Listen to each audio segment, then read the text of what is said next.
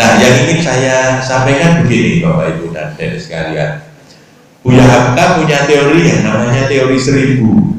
Ya, almarhum Buya Hamka punya teori namanya teori 1000. Apa teori 1000? Jadi tadi yang 1, 2, 3, 4 itu yang 3 itu kasih skor 0. 0 apa 0? 0 ya, 0. Kemudian yang agama dikasih skor 1. Dikasih. Jadi ini soal coding kalau dalam bahasa kita di kampus, ini coding. Codingnya kalau cantik, ganteng itu kasih 0. Ya kayak bilangan binary gitu kan. Kemudian kalau kaya 0. Nasabnya bagus 0. Agamanya baik 1.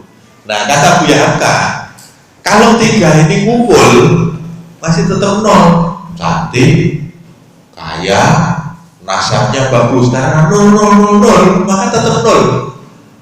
Tapi kalau tambah 1, karena agamanya baik, maka dia menjadi 1000. 1, 0. Nah, agamanya bagus, ganteng 10. 1 sama 0. Agamanya bagus, ganteng, kaya 100. Agamanya bagus, ganteng, kaya, anaknya orang baik-baik, darah biru 1000. Nah, gitu kan. Tapi dari teorinya Buya Hamka itu yang penting kemudian faktor 1-nya ini kan, apapun ketika ditambah 1 menjadi luar biasa. Tapi kalau cuma cantik saja 0. Saya punya teman itu yang sejak sekolah punya cita-cita, Mas, aku pengen duwe bojo artis. Dia sejak sekolah itu cita-citanya dapat istri artis yang cantik, karena teman ini memang logikanya begitu. Tapi Allah Maha Adil, dituruti Pak. Ketika menikah dia dapat artis yang luar biasa cantik. Teman-teman ngiri juga kalau dia bisa dapat, padahal kita biasanya lebih bagus lah sama dia gitu. Tapi yang dapat artis cantik malah teman ini Bu.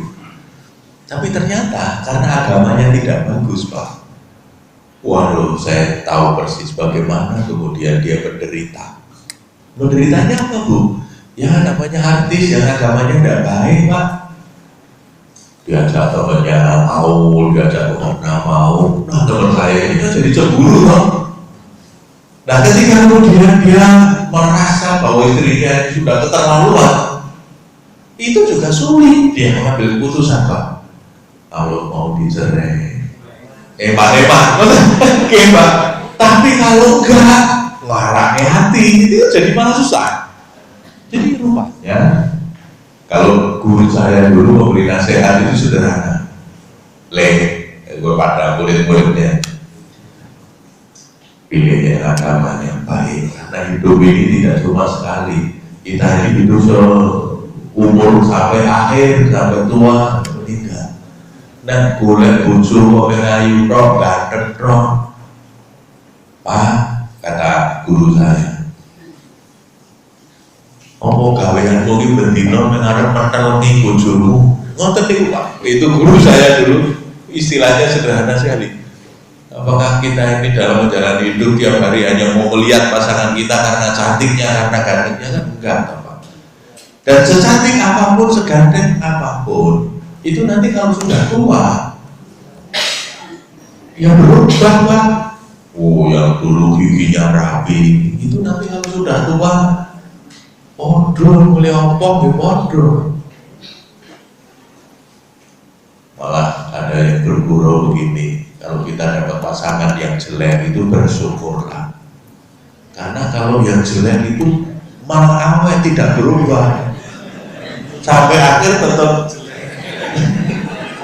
Kalau yang cantik itu berubah, pernah baik, nanti kalau sudah tua berubah. Nah, maka Buya Hamka mengatakan ada teori 1000 tadi. Faktor utamanya adalah faktor agama. Maka kalau tadi ada yang datang kepadamu, lihat, jangan kau datangnya pakai apa, kamu dari fakultas apa, nah begitu. Tapi lihat yang agamanya baik. Karena pernah begini, kadang-kadang orang yang pintar, yang mapan, itu malah egonya sering tinggi kan, semaunya sendiri. Pernah ada cerita begini, ada seorang kiai punya anak yang cantik, udah kiai, anaknya cantik, solehah. Jadi kalau ini menjadi incaran banyak santrinya Pak Kiai, wajar dulu. Jadi anak kiai solehah, pinter, cantik, sudah lengkap dulu 1000. Jadi dari ukuran Buya Hamka tadi 1000, skornya 1000. Nah, dua santri ini sama-sama senang sama putri Pak Kiai.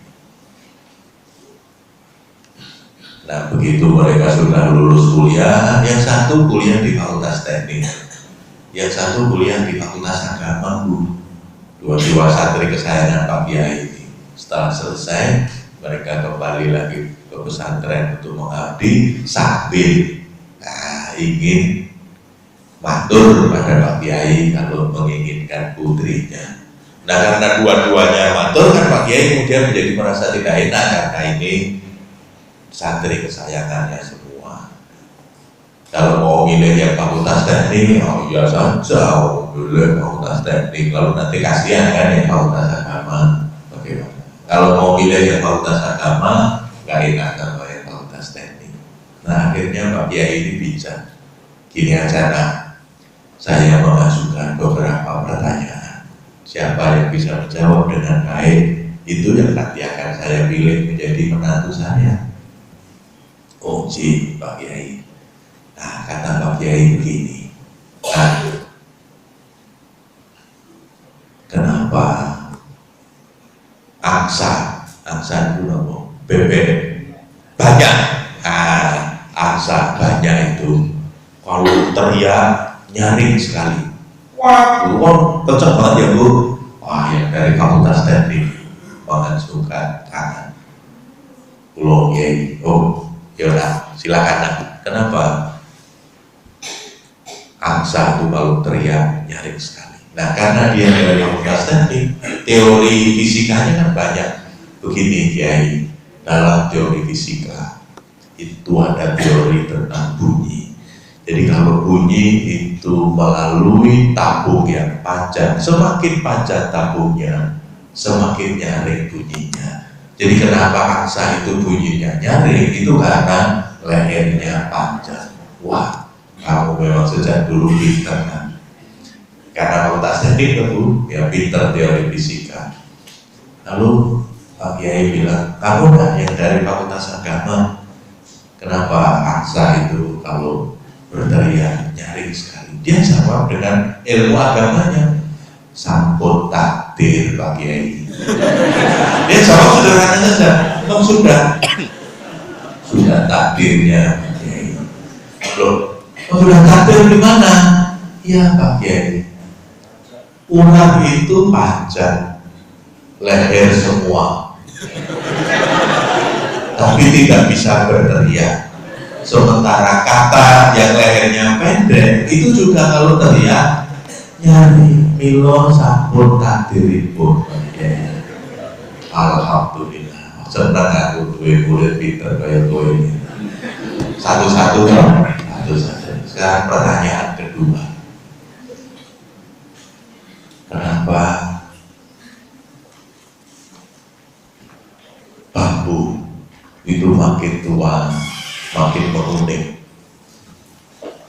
Yang Fakultas Teknik angkat tangan. Saya yakin. Kenapa? Karena pigmen-pigmen yang ada di di dalam namanya fisika itu pigmen kena sinar matahari terjadi proses fotosintesis sehingga ada perubahan warna. Wah, namanya fakultas teknik gitu. Peter Wele, kamu ya fakultas agama sudah takdir. Pokoknya apapun pertanyaannya itu dijawab takdir. Sampun takdiripun Pak Kiai. Loh kok ngono le? Iya Pak Kiai. Itu bukan soal kena sinar matahari. Semangka itu kena sinar matahari tiap hari, tapi tetap hijau Pak Kiai. Yang merah malah dalamnya. Jadi memang sudah takdir Pak Kiai. Ya bener gue deh. Jadi ini bukan soal kena sinar matahari. Memang Allah tersaakan mengatakan Kiai. Jadi memang sudah takdirnya. Lalu kata Pak Kiai, oh nek ngono anakku aja terdiri di kowe. Kalau anak saya takdirnya untuk kamu nah. Jadi yang dapat malah yang fakultas agama itu bukan yang fakultas teknik. Nah, Bapak Ibu dan adik sekalian, saya hanya ingin mengatakan bahwa apapun pilihan kita, tapi pilih yang agamanya baik, karena dari agama itulah yang nanti akan memberikan suluh bagi kehidupan dia setelah dia menikah. Karena nanti dalam berkeluarga itu ada beberapa pilar yang harus kita perhatikan. Ibarat rumah tangga itu bangunan sebuah rumah, maka ada pilar-pilarnya kan Bu. Nopo pilar itu, cagar tiangnya itu harus kita perhatikan. Ketika pilarnya ini kokoh, maka bangunan berkeluarga ini akan kokoh. Tapi kalau pilarnya tidak kokoh, nanti akan gampang sekali bro, kena guncangan sedikit saja, baru di SMS saja sudah oke, sudah bro. Tapi kalau pilarnya kokoh, mau di SMS, mau di telepon, dan goyang, mau didatangi, mau apa saja, dia akan tetap istiqomah karena pilarnya kokoh. Nah, salah satu pilar pentingnya adalah agama. Maka saya mengatakan begini, dalam berkeluarga itu pilar utamanya adalah agama. Kalau kita berkeluarga itu bareng-bareng ngaji, bareng-bareng diskusi kaitannya dengan agama, tuntunannya piye ya Bu, wah itu enak banget Bu. Jamaah bareng-bareng, ada masalah rujukannya agama, semuanya basisnya adalah agama. Maka betul kata Bu Yarka, kalau agamanya baik, ya itu akan menjadi pilar yang kokoh yang pertama. Yang kedua, jadi pilar yang pertama adalah agama. Pilar yang kedua adalah komunikasi. Jadi apapun yang terjadi, komunikasi itu harus lancar Pak. Saya sering melihat ada banyak keluarga itu yang sampai tua sekalipun itu komunikasinya tidak bagus Bu. Akhirnya orang keturutan ke cucu, akhirnya orang cocok harpe nesu, itu kan Bu, tapi tidak dikomunikasikan dengan baik. Atau kalau tidak cocok, boleh jawab small. Small itu apa bahasa Indonesia-nya? Ketus.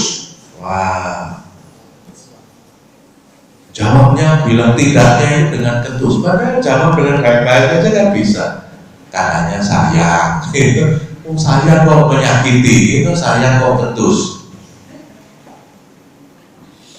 Nah ini, yang kedua komunikasi. Maka keterbukaan komunikasi itu menjadi penting. Pikiran, perasaan, aspirasi itu disampaikan, dikomunikasikan. Saya sukanya begini, saya tidak suka begini, apa yang bisa dikompromikan itu harus dikomunikasikan. Jadi komunikasinya harus lancar. Maka keluarga itu akan kokoh kalau komunikasinya lancar. Jadi kalau misalnya pasangan itu jujur, itu jangan kemudian dimarahi. Misalnya, Bu, mau naik kantor ya nopo konco kantor sini dari aku malah cowok sendiri. Aduh, kok sudah mau jujur itu mestinya hadir iya Mas. rasane ben iso tetap istiqomah diwangi ya, pasti Mas wangi. Nah misalnya begitu kan enak.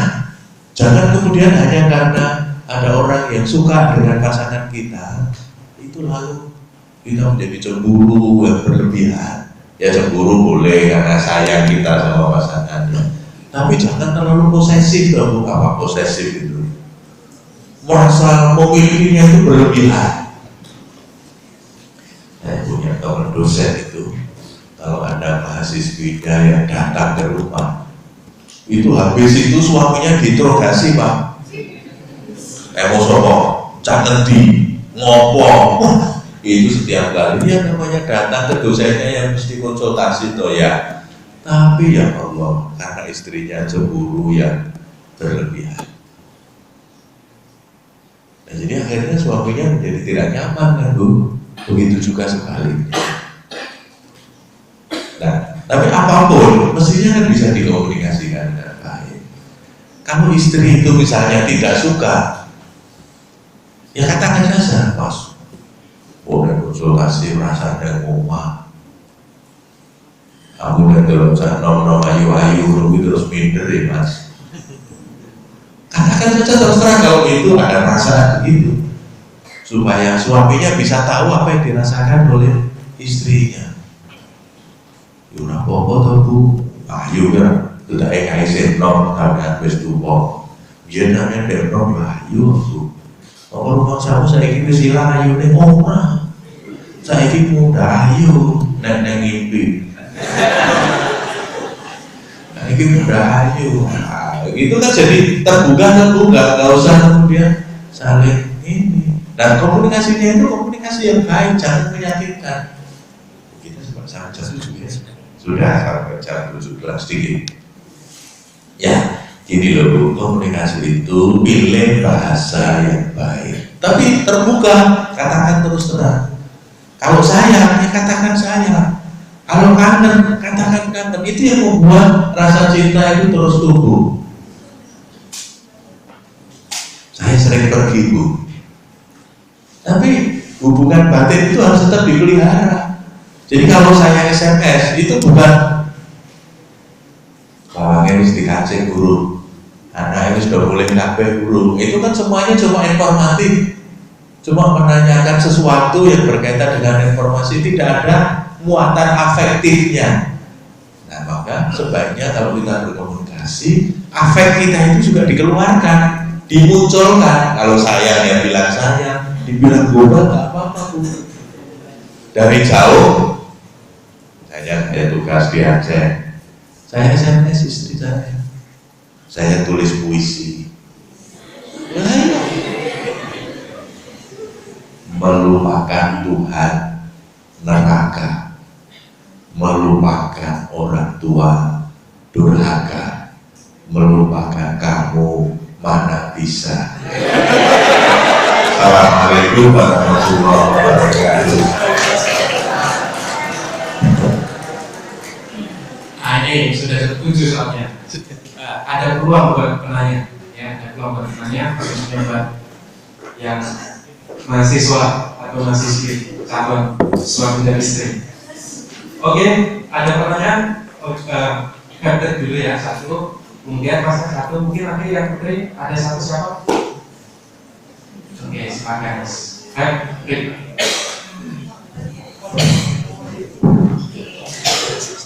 Assalamualaikum warahmatullahi wabarakatuh. Waalaikumsalam.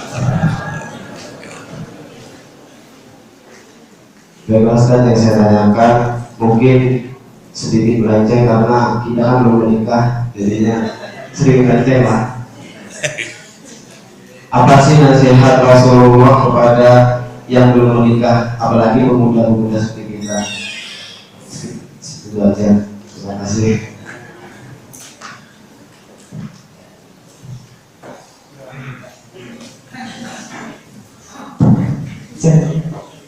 Bismillahirrahmanirrahim. Assalamualaikum warahmatullahi wabarakatuh. Waalaikumsalam warahmatullahi wabarakatuh. Perkenalkan, nama saya Jihan Gokil dari psikologi. Jadi saya sama Mas pastinya saya masih jomblo juga. Belum pernah merasakan pengalaman menikah gitu. Mungkin pertanyaannya cukup mirip, cuma ini karena di sini ada mungkin ada lebih pakarnya begitu. Jadi dalam benak kami sebagai seorang yang jomblo, menikah adalah sesuatu momen yang sangat membahagiakan, indah, kemudian ya pokoknya yang sangat menyenangkan lah, yang enak gitu ya. Nah, tapi kemudian ternyata di balik itu muncul begitu banyak masalah, konflik, dan mungkin banyak apa ya istilahnya cekcok dalam keluarga gitu.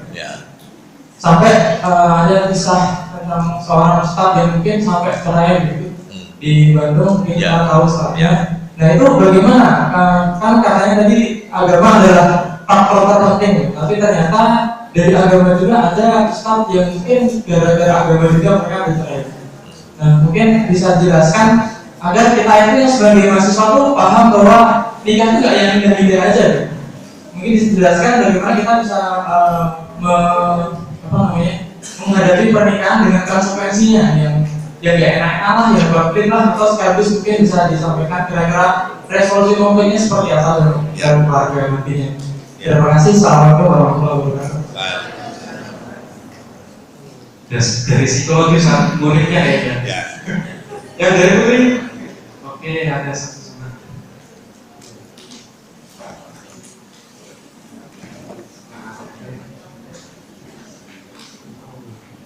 Assalamualaikum warahmatullahi wabarakatuh. Saya Ari dari Fakultas Ekonomi. Yang saya mau tanyakan ini Pak Ustadz ya.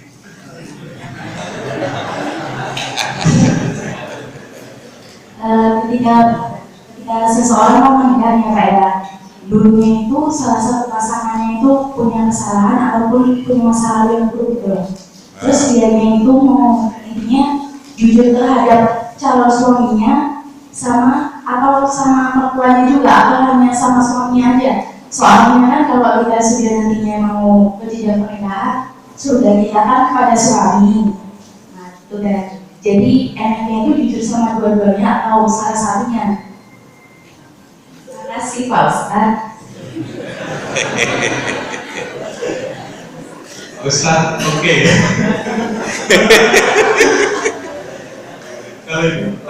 Langsung ya. Ya, saya jawab dari yang terakhir. Jujur.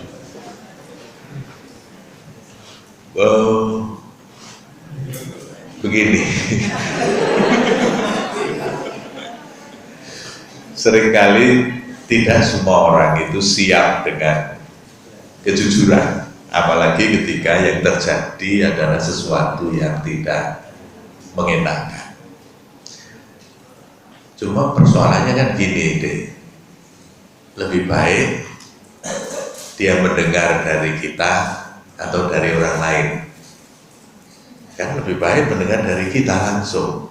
Maka sebaiknya katakan sejujurnya, jangan ada dusta di antara kita, ya kan? Sudah, katakan saja terus terang. Nah tentu dipilih saat momentum yang tepat. Ketika di masa lalu ada persoalan, ya katakan. Saya pernah menghadapi klien yang nangis di hadapan saya karena dia sudah mau menikah, undangan sudah disebar. Ini laki-laki, teman saya ini laki-laki. Lalu dia dapat surat kaleng dari mantan pacarnya calon istri. Jadi mantan pacarnya calon. Nah, karena mungkin gelo apa bagaimana, nggak jadi sama dia tapi jadinya sama teman saya, dia bikin surat kaleng. Isinya apa deh? Memberitahu bahwa calonmu itu dulu sudah saya rusak. Bayangkan, sudah mau menikah dapat surat yang isinya bahwa istrinya itu dulu sudah dirusak sama mantannya. Wah, kelimpungan dia. mau membatalkan undangan sudah disebar, tapi mau terus kok sudah rusak, itu dalam bayangan dia. Wah, nangislah dia. Piye mas? Pertama begini, kamu sudah tahu kalau itu betul-betul rusak. Bisa ditanya nggak? Ya bisa sih mas. Kamu udah tanya belum? Ya belum.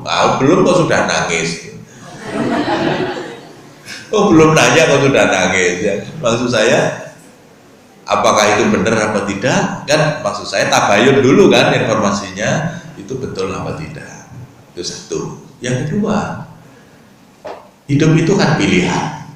Rusak atau tidak rusak, saya bilang sama dia gini loh mas, tergantung kamu bisa menerima atau tidak bisa menerima kondisi itu. Tapi setelah jelas gitu kan, kamu bisa nggak menerima?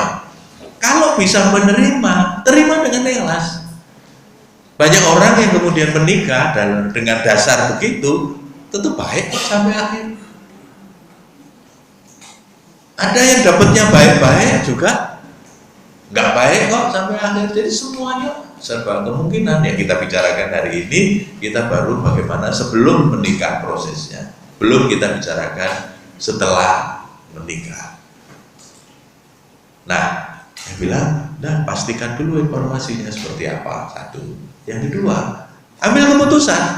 Nah, dalam menyelesaikan persoalan, itu kan yang paling bikin kita stres, Pak. Itu dalam suasana yang disebut dengan in between. In between itu, apa bahasa Indonesianya? Berada di antara dua situasi yang tidak jelas. Misalnya kita berada di sini tapi pengennya ini, atau kita di sini tapi pengennya yang ini. Itu kan jadi kita terombang-ambing, kita tidak bisa mengambil keputusan yang jelas. Misalnya begini, saya memilih menjadi guru. Ya kalau saya sudah memilih menjadi guru, saya berada di sini dengan segala risiko dan konsekuensinya. Teman saya pengusaha, misalnya kaya raya, dia ada di sini.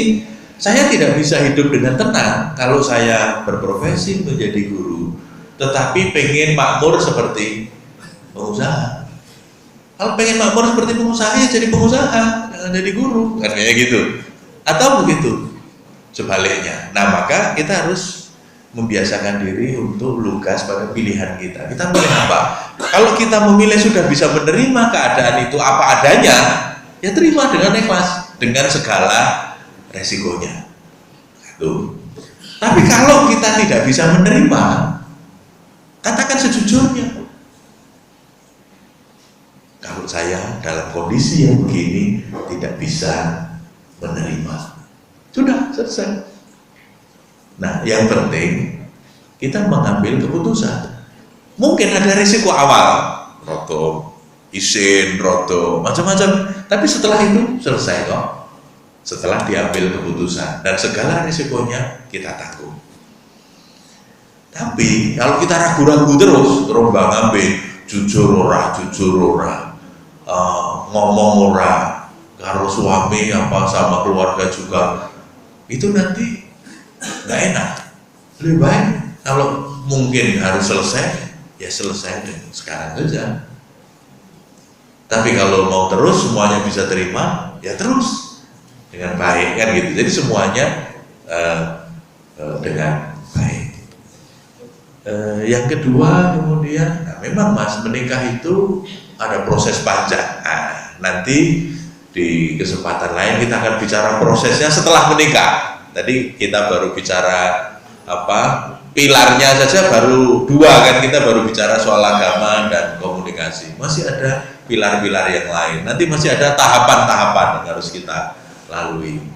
Misalnya gini loh mas, orang kan sering bilang jatuh cinta sebagai terjemahan falling in love. Istilah jatuh cinta itu salah. Istilah falling in love itu tidak tepat. Karena cinta itu tidak jatuh. Cinta itu bukan tiba-tiba jatuh dan kemudian jadi. Bukan mas. Yang betul adalah we create love. Kita yang membuat cinta, bukan falling in love, tetapi we create love. Jadi cinta itu harus dibuat.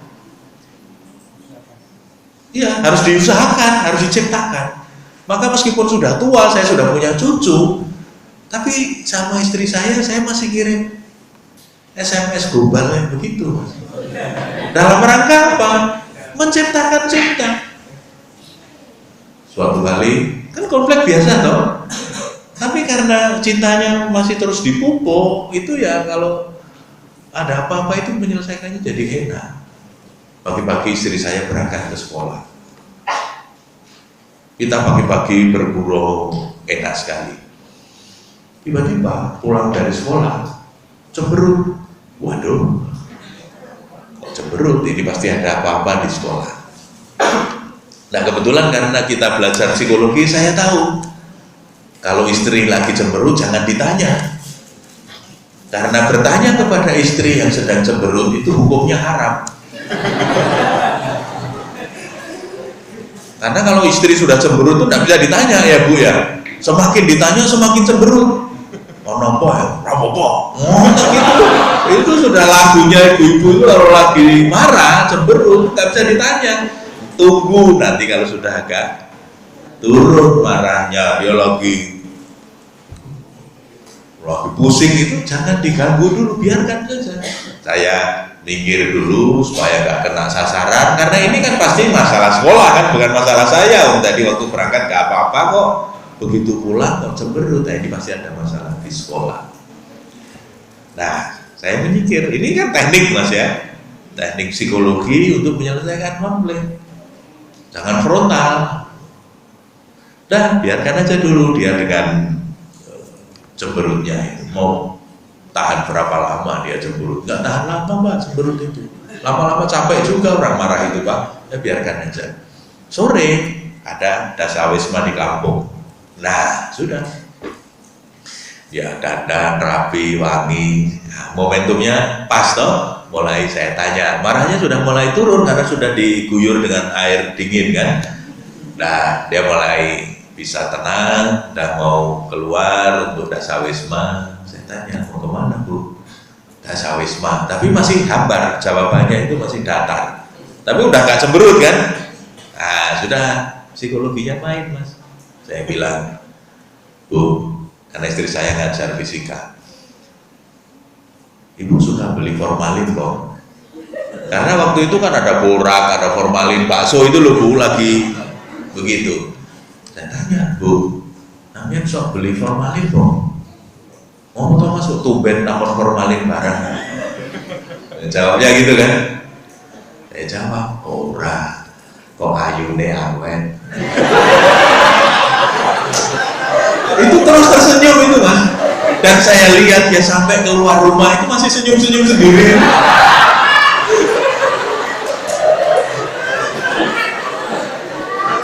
Sampai keluar rumah itu masih senyum-senyum sendiri. Gombal ya Mas, gombal. Tapi siapa wanita yang tidak suka dibilang cantiknya awet Mas? Bisa aja. Tapi sebetulnya harapannya bawa lagi kan gitu.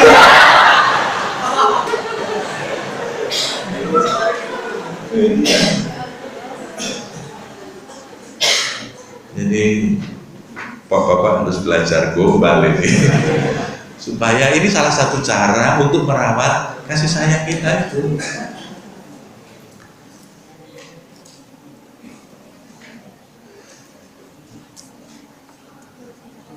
Lain kali gantian istri saya Mas cerita, Mas mau di kantor teman-teman memuji saya. Oh pujiannya.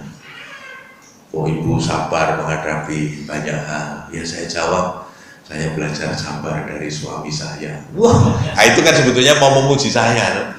Meskipun saya bilang tenang nih Bu, tapi kan saya seneng loh sebetulnya dipuji begitu sama istri saya. Jadi saling memuji, saling menghargai begini penting. Jangan hanya saling menuntut. Kalau kita ini di rumah isinya saling menuntut, suasana di rumah itu kayak di pengadilan. Ada jaksa, ada polisi, ada pengacara. Wah, itu rumah jadi kayak apa itu suasananya. Tapi kalau saling memuji, saling menghargai, saling memaklumi, enak sekali. saling meminta maaf. Nah, saya kasih tambahan resep. Kalau ada sesuatu yang conflicting gitu, saling berebut untuk mendahului meminta maaf, itu resep Nabi. Jadi Nabi itu kalau ada apa-apa, Nabi duluan kok yang minta maaf sama Aisyah itu. Kan kita tahu ya, pernah Nabi itu pulang kemalaman, ya kan? Karena sama sahabat ada masalah gitu, pulang kemalaman. Aisyah nunggu karena seharian capek, ketiduran. Udah ngetok pintu, kok nggak dibukakan, Nabi lalu menggelar sorban dan tidur di depan pintu.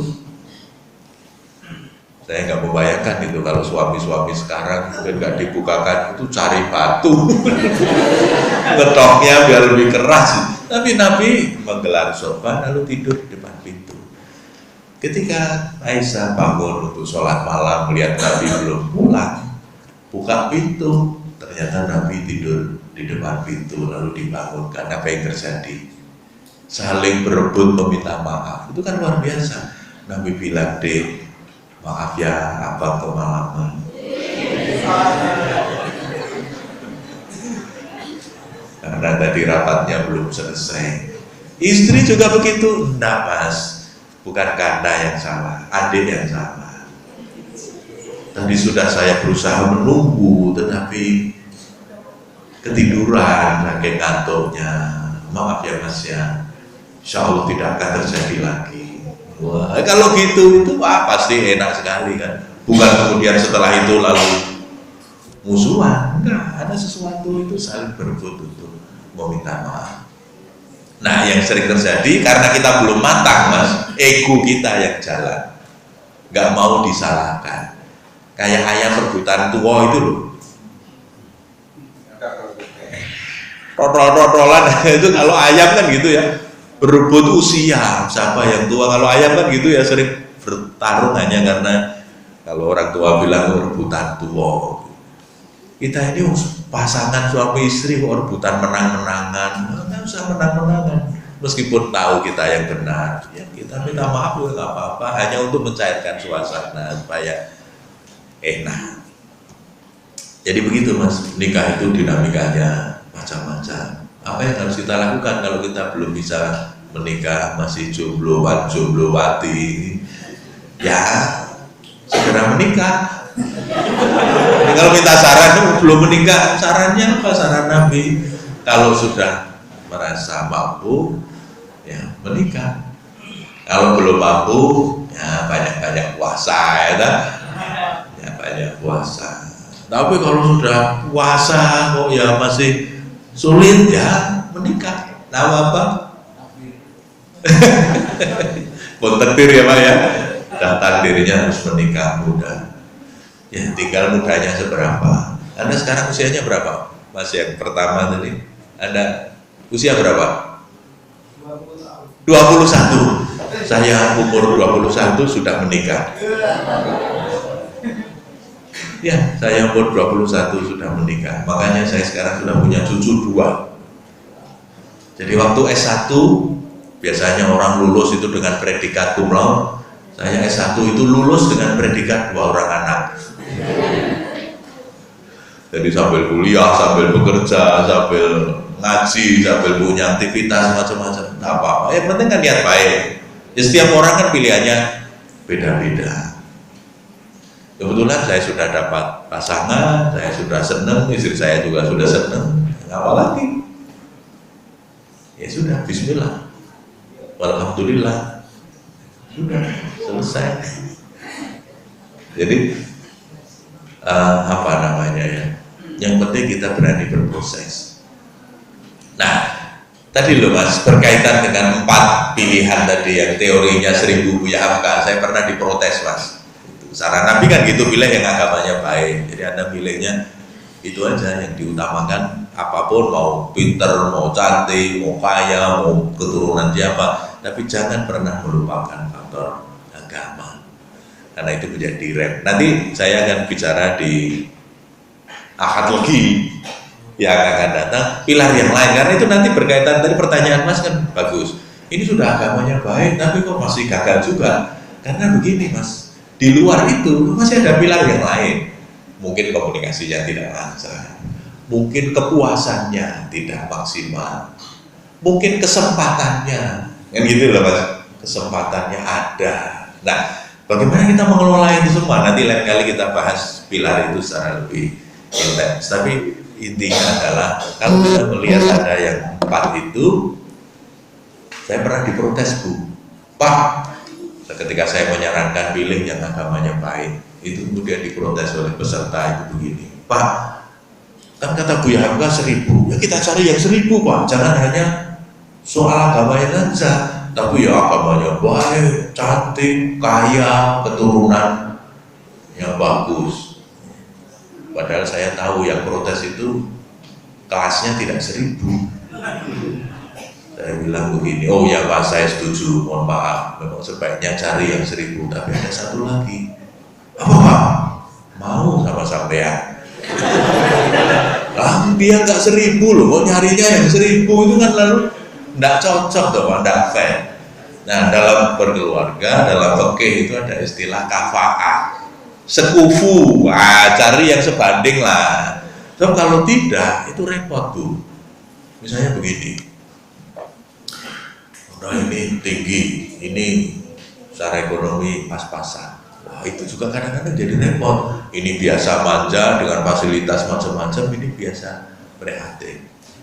Saya pernah punya murid itu yang sampai mengeluh. Padahal menurut saya karirnya sudah bagus, tapi karena istrinya ini anak tunggal dan anak dari keluarga kaya raya. Jadi dia sejak kecil itu biasa manja, nikmat. Kata suaminya, Mas, pripun gimana? Saya itu sudah merasa banting tulang kepala untuk kaki, kaki untuk kepala, maksudnya udah jungkir balik. Itu sama istri saya selalu dibanding-bandingkan dengan orang lain. Kalau itu bisa beli mobil, itu bisa investasi ini itu. Wah, padahal suaminya itu udah pol kerja kerasnya, tapi masih tidak dihargai. Nah itu sakit sekali suaminya. Nah makanya soal kafa'ah itu juga menjadi penting. Maka kalau Anda mau berjuang, prihatin, carilah pasangan yang mau diajak berjuang, mau hidup mulai dari nol. Jadi kalau nanti Anda masih jomblo kan, cari cewek yang mau diajak mulai dari nol. Saya kasih tahu, di mana Anda mencari cewek yang mau diajak mulai dari nol? Di pom bensin. Mulai dari nol ya Pak. Ayo.